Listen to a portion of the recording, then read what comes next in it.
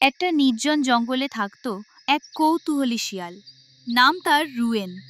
সবার ভয়ে যেসব পথ এড়িয়ে চলে, রুয়েন ঠিক সেগুলোতেই পা রাখত। একদিন ভোরবেলা ঘন কুয়াশার মধ্যে সে দেখতে পেল এক ঝলমলে আলো। পাতার নিচে লুকিয়ে থাকা একটা গোপন পথ। কথিত আছে ওই পথের শেষেই আছে ইকোস্টোন, এক জাদুকরি পাথর যা কারোর হৃদয়ের গোপন সত্য দেখিয়ে দেয়। রুয়েন সাহস করে এগিয়ে গেল।